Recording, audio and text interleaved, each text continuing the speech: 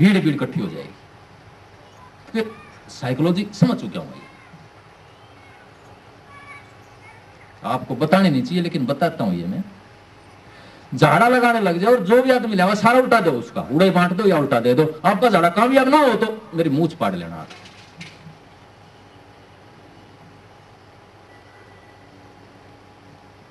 चाहे पीड़े का झाड़ा हो, चाहे भूत का झाड़ा हो, चाहे क्या का झाड़ा हो, किसने काम कराया है? उसके विश्वास ने और उस आदमी के त्याग और समर्पण ने।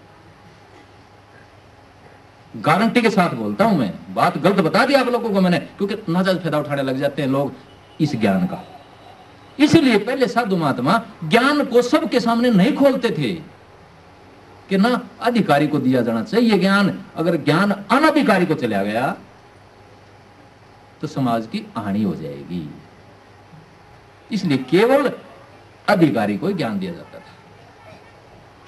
तो काम किसने कराया? झाड़े ने कराया या उसके आचरण ने कराया या उसके विश्वास ने कराया?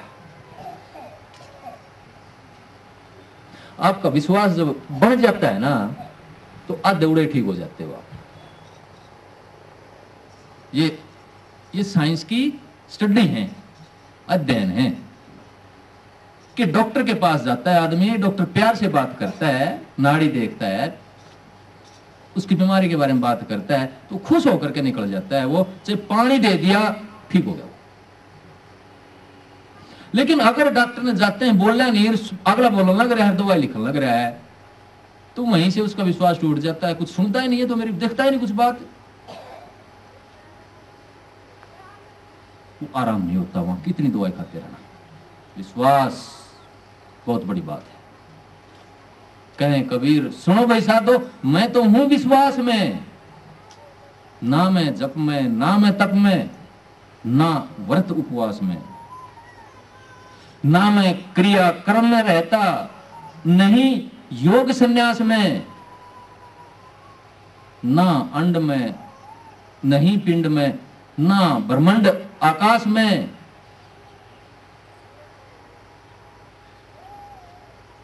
कहें कबीर, सुनो,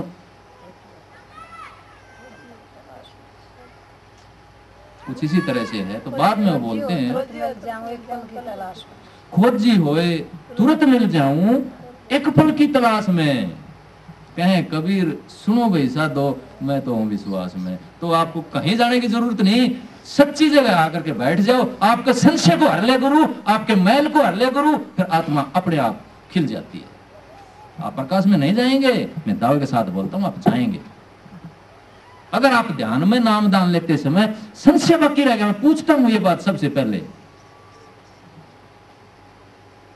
कि अगर थोड़ा सा भी संशय किसी को बाकी है, नाम ना लेना, क्योंकि वो अंदर नहीं जाएगा, कामयाब नहीं मिलेगी उसको। उठ के अभी चले जाना बाहर। अगर आपको यह लगता है कि मैं सही जगह बैठा हूं, मैं गलत जगह नहीं आया हूं, तो नाम लेना, नहीं तो नाम नहीं लेना। क्यों? मैं क्यों धोखा दूं उसको? तो यही कारण है कि सत्संग में मेरे मालिक की दया से आस्तिक बैठा है, नास्तिक बैठा है।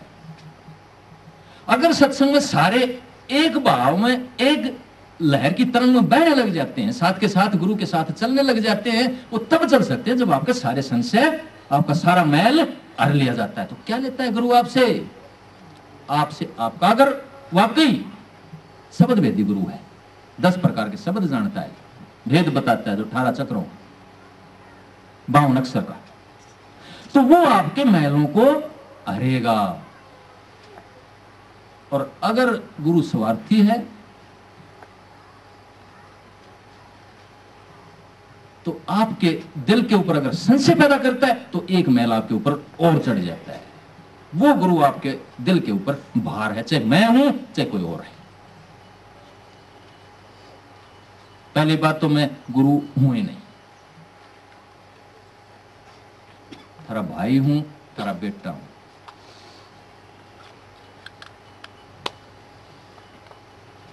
कोई बात पूछते हो मैं बोल पड़ता हूं, कुदरती आपकी पूर्ति होती है तो आप आते हैं, मेरे कोई मजबूरी से बोलना पड़ता है। कहीं ना कहीं एक दूसरे की पूर्ति के अंदर सारा सिस्टम सेट है।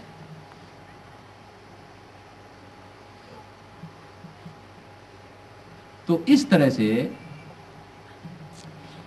जब अध्यात्म के अंदर एक त्याग और समर्पण के साथ आदमी चलता है, तभी उसकी आत्मा के अंदर रसाई होती है।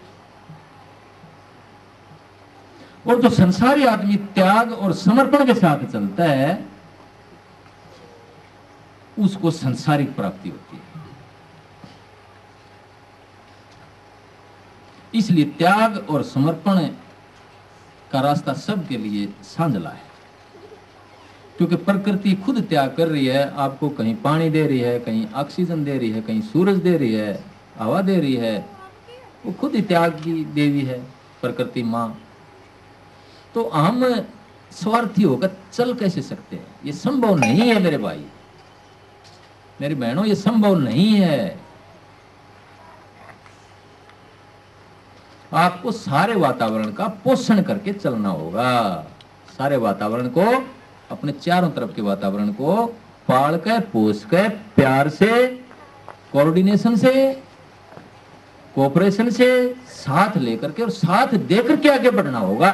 तब जाकर के हम उस सच्चे अध्यात्म के अधिकारी बन सकते हैं और धर्म के बारे में जान सकते हैं। सबको राधा।